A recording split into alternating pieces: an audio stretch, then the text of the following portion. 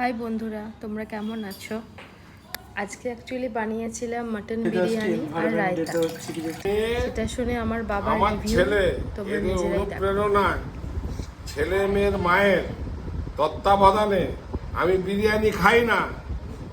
আজকে আমাদের বাড়িতে খাসির বিরিয়ানি বানিয়েছে সকালবেলায়। আমি ভোরবেলায় মটন কিনে দিয়েছিলাম। ভোরবেলায় আমি 7:30টায় বেরিয়েছিলাম অফিসের কাজে। ওরই মধ্যে আমি মাংস কিনে আমার লোকের মাধ্যমে আমি কিন্তু পাঠিয়েছিলাম।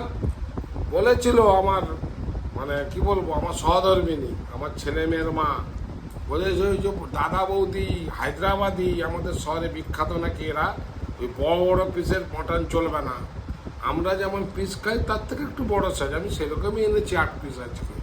ইসাকের দোকানে এনেছি আজকে। আমি বিরিয়ানি খাই না, কিন্তু আমার মেয়ে তার মায়ের তত্ত্বাবধানে করেছে, আমাকে বিরিয়ানিটা খেতেই হবে। আর আমি মটন বিরিয়ানিটা পছন্দ করি মাঝে সাথে, আজকে খাবো। আর একটা জিনিস আমার খুব পছন্দ, ওর সঙ্গে রায়তা। রায়তা ছাড়া বিরিয়ানি খাই না। হ্যাঁ, আমার ছেলে এখন এটাকে ভিডিও করে ট্র্যাক করছে, কিভাবে কি করবে জানি না। পাশে তার ছেলে মেয়ের মাও দাঁড়িয়ে আছে। এরা আমাকে খাইয়ে খুব হ্যাপি হয়, কিন্তু আমি খেতে পারি না। কাজের চাপে আমি খাওয়ার ভুক্ত নয়।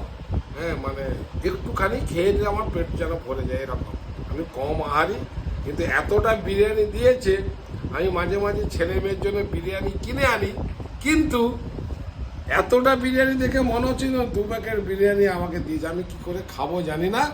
বন্ধুরা সবাই ভালো থাকো, শুভরাত্রি। আমি খাওয়া শুরু করছি।